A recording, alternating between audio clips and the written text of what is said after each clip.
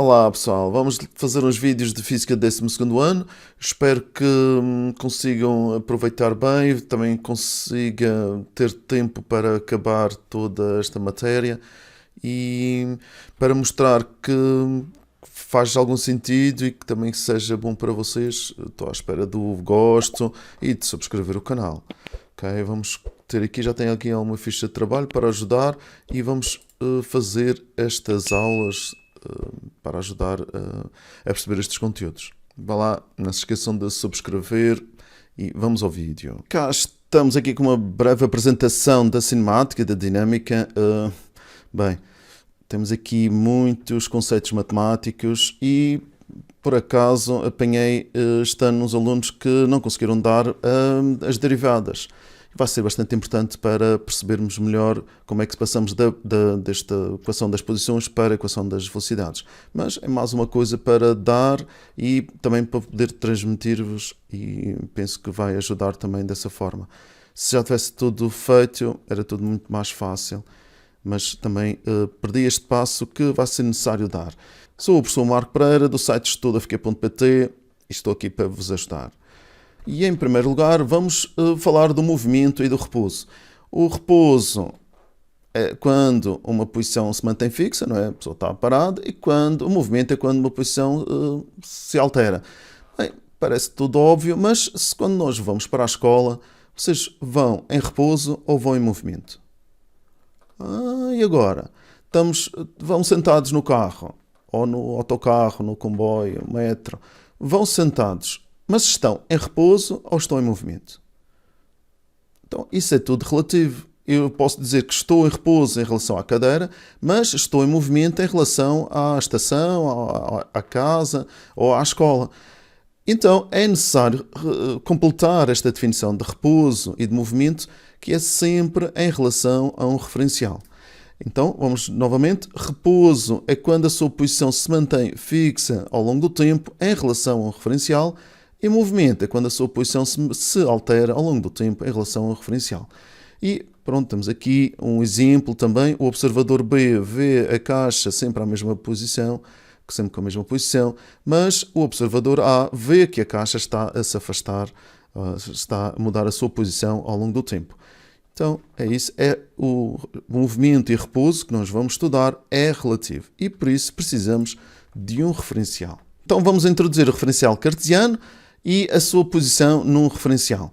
A posição de uma partícula é sempre indicada pelo vetor posição. Temos aqui o vetor posição, cuja origem coincide com a origem do referencial e cuja extremidade coincide com a posição da partícula. Então temos aqui o vetor posição e temos as coordenadas. Agora no 12º vamos falar em 3 dimensões ou 2 dimensões. Mas no 11º só falamos de uma dimensão, ou o eixo do x ou o eixo dos y. Agora vamos deixar isto muito mais completo. E o vetor posição podia ser descrito por estas coordenadas, mas nós vamos usar aqui a soma dos vetores sobre os eixos.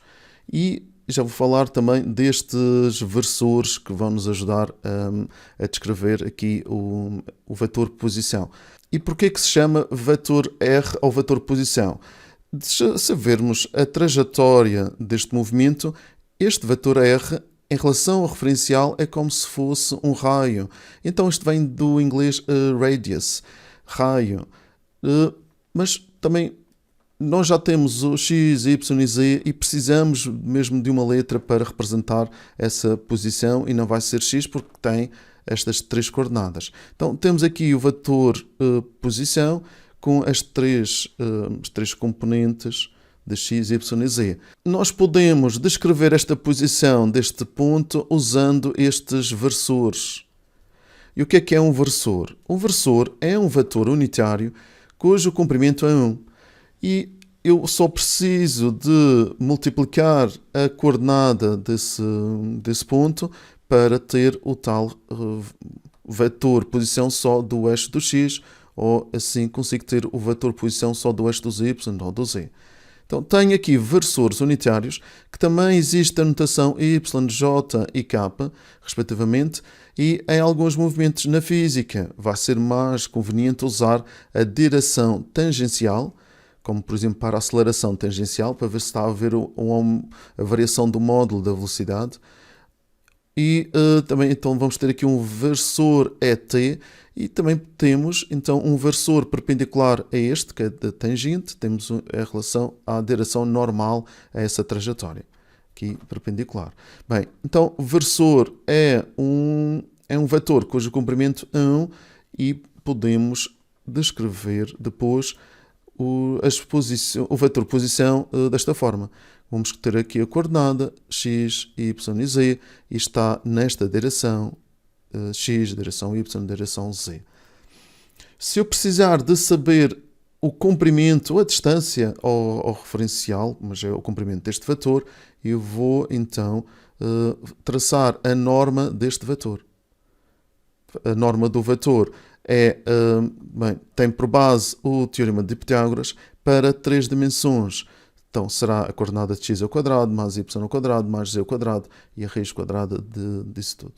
Temos aqui o módulo do vetor posição e se precisarmos também do módulo de outro vetor, temos que fazer esta regra para saber o comprimento dos vetores. Vamos aqui relembrar que se o movimento for retilíneo, é suficiente usar um referencial cartesiano unidimensional. Temos o vetor R, é só no eixo do x e ficaria desta forma. Se eu quisesse saber o comprimento deste vetor, ele ia ficar simplesmente assim e é x. E é isto que nós vamos usando em Física de 11º ano, porque não vale a pena estar a andar com vetores, nós podemos dizer só que a posição é 30 metros ou qualquer coisa assim. Agora, se o movimento for curvilíneo num plano, usamos um referencial cartesiano a 2 dimensões. Porque temos aqui 2 dimensões e de certeza que há já aqui uma mudança de x e de y, porque são as 2 dimensões, aqui só uma só retilíneo, então é de certeza movimento curvilíneo. Se for curvilíneo no espaço, então já tenho as 3 dimensões. Tem aqui um erro. Aqui é z. As equações paramétricas de um movimento vão indicar como é que variam as coordenadas da posição ao longo do tempo. Chamam-se equações paramétricas porque dependem desse parâmetro que é o tempo. A equação vetorial do movimento, que vai traduzir essa lei do movimento ou a equação das posições, será dada desta forma. Temos o vetor posição em função do tempo e temos aqui este vai ser a equação paramétrica do x, temos a equação paramétrica do y, coloca-se aqui, isto vai estar tudo nesta direção do eixo dos x e do eixo dos y. O movimento a 2 dimensões pode ser interpretado como a soma de 2 movimentos a uma dimensão, vai ser o movimento aqui no eixo do x, com esta equação paramétrica, e o movimento no eixo dos y, com esta equação paramétrica. Como é que eu vejo que tipo de movimento é através das equações paramétricas? Vamos lembrar aqui 11º ano, se tiver uma equação deste tipo, significa que o gráfico de posição em função do tempo tem um declive que será a velocidade, será uma reta, não é uma função quadrática, é uma reta. Se é uma reta, então é porque a velocidade é constante e não tem aqui aceleração. Será um movimento retilíneo uniforme. Então, a equação do movimento é linear, é a equação de uma reta. Este movimento retilíneo uniforme pode ser identificado pela dependência linear com o tempo da equação paramétrica. Vemos aqui que se ela for no sentido positivo, o declive fica aqui positivo. Se for no sentido negativo, o declive será negativo. É para a velocidade. Nas equações paramétricas que descrevem um movimento uniformemente variado, então já temos uma função quadrática. Relembrar estas equações que vêm no formulário de exame. A equação do movimento já é quadrática e é uma equação de uma parábola. O movimento retilíneo uniformemente variado pode ser identificado pela dependência temporal do t ao quadrado na função paramétrica. E devemos ter muito cuidado que um gráfico de posição, fala-se muito no 11º, o gráfico de posição não é a trajetória do corpo. Ele não está aqui a subir, temos aqui ele ir no sentido positivo, no eixo do x, mas aqui também vai no sentido positivo do eixo dos y. Se eu juntar as duas equações e tirar aqui a função, a relação com a função do tempo, eu vou conseguir ter a equação da trajetória. E é isso que nós vamos aprender, também fazemos agora em Física 12º, e aqui novamente esta chamada atenção, não confundir o gráfico da trajetória de uma partícula com os seus gráficos de posição-tempo. Como é que nós passamos, então, aqui como é que o x está a variar ao longo do tempo, como é que o y varia ao longo do tempo, para uma equação da trajetória. Na equação da trajetória vamos ter a relação entre o y e o x, conforme a posição x vai variando, como é que o y vai ficando. Então fazemos assim, vamos colocar as funções paramétricas num sistema, vamos colocar a função de x e a função de y e vamos ver o que é que o tempo corresponde. Devemos sempre arranjar uma relação que é y em função de x, para termos assim um gráfico y em função de x. Então vejo como é que é o tempo, aqui o 2 passa para baixo, t é igual a x sobre 2, isso basta substituir e tentar simplificar. Aqui tenho então a equação da trajetória. Como já estamos falando do vetor posição, vamos introduzir também o vetor de deslocamento. O vetor de deslocamento só depende da posição inicial e da final. O mesmo deslocamento pode ter diferentes trajetórias e o vetor de posição vai depender da origem do referencial, mas o vetor de deslocamento não depende da origem do referencial, que já tinha sido escolhido. O vetor de deslocamento é sempre um vetor que une a posição inicial à posição final. Como é que se faz? Matematicamente, temos aqui o vetor de posição aos 1 segundo, por exemplo, aqui aos 2 segundos, tenho aqui estes dois vetores e eu preciso de subtrair o vetor. Só posso subtrair vetores na mesma direção, aqui no eixo do x, então fica x2 menos x1, e para o y também faço a subtração de y final menos y inicial. E ficamos aqui com o vetor de deslocamento. Para perceber isto, nada melhor do que fazer mesmo exercícios, porque só a teoria não vai chegar. Então, vamos ao exercício. Exercício 1, sejam x em função do tempo e y em função do tempo as coordenadas no sistema internacional de uma partícula material que se desloca no plano OX e Y, indica a lei do movimento para esta partícula. Então, vamos colocar aqui R, posso pôr aqui em função do tempo, e vou substituir a equação paramétrica e fica assim, substituindo a função de x 1,0t é de x, mas a de y tem 2t ao quadrado mais 4 é de y. Determinar para t igual a 2 segundos as componentes do vetor vetor posição. Aqui as componentes x e y do vetor. Então vamos ver para os 2 segundos, substituir o tempo por 2 e fica 1,02 é de x mais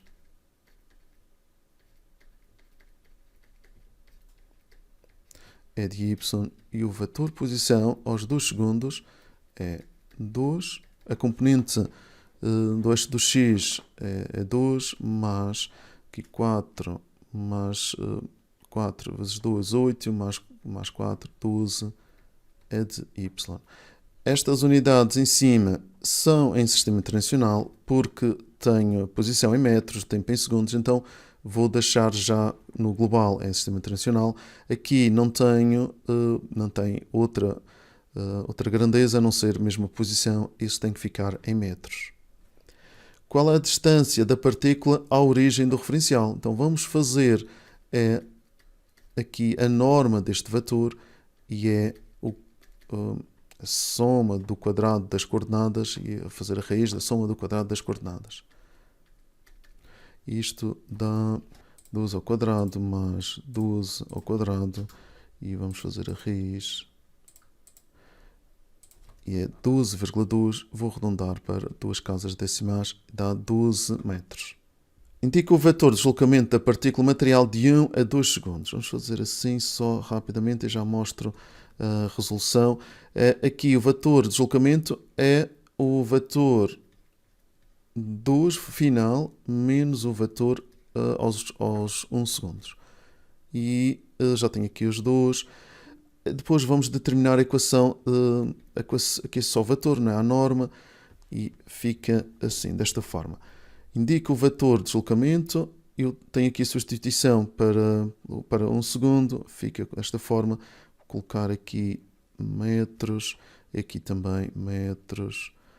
O ΔR para este intervalo, 2, que é esta coordenada de x, menos a inicial, final menos a inicial, e tenho então o vetor de deslocamento final desta forma.